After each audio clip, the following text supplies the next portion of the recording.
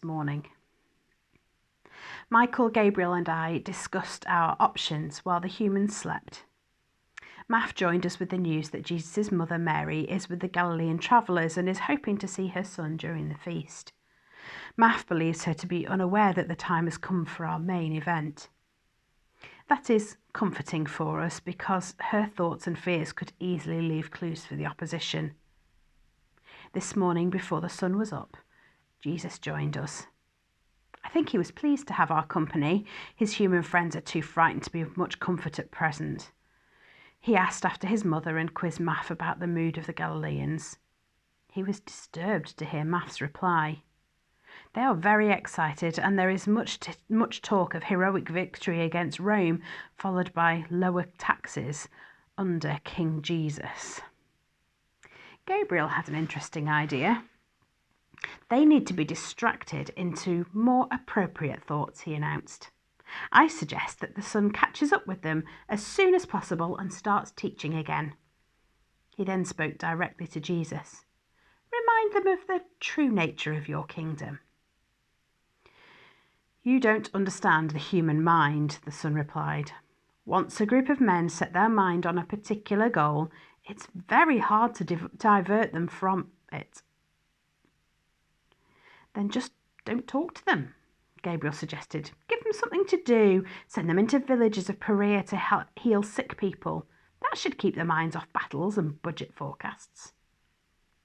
It probably won't work, Jesus observed, but it's worth a try.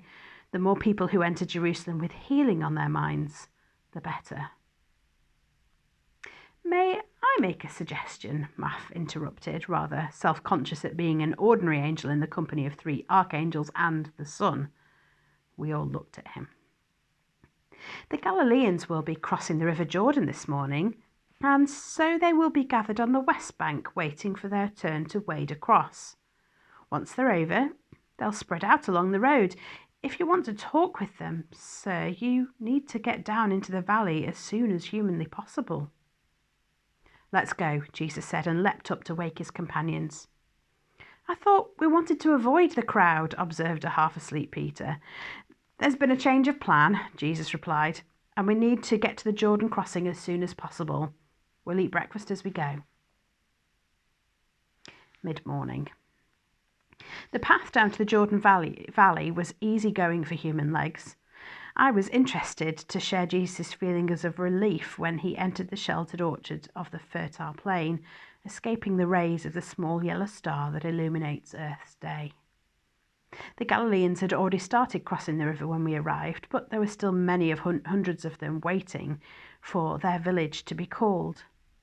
The reappearance of Jesus caused great excitement, and they were delighted to listen to his teaching as they waited. Jesus asked for volunteers, men and women free from family commitments and not needed for carrying heavy packs. As he had predicted to me earlier, it was the hotheads with swords in their bags who were first to offer their services. He quickly assembled nearly 100 keen helpers, and he is briefing them as I write. Go into the towns and villages ahead of us, he instructed them. When you enter a village, heal all those who are sick and tell them that God's kingdom is near. Don't take any bag or purse with you, but accept whatever is offered as you go. Those who listen to you are listening to me. Those who reject you are rejecting me and the one who sent me. Now they're heading for the river, 72 of them in all. They've left behind their swords and their bags and are off on a mission of healing and peace.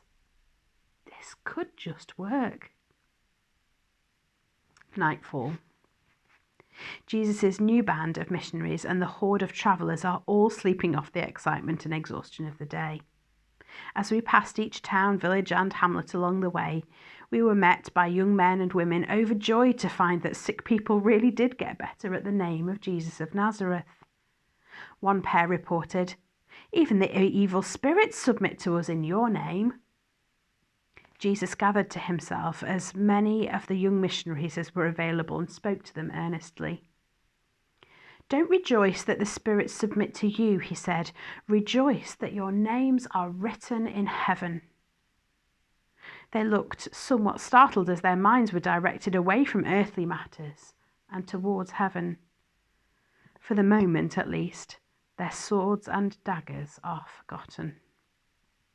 I was with Jesus as he lay down tonight, his head resting on a pile of earth. For the first time in weeks, I could feel a real joy in his spirit. Father, he prayed, I thank you that you've hidden these things from the powerful and the educated, and have revealed them to the young. It is a delight to see.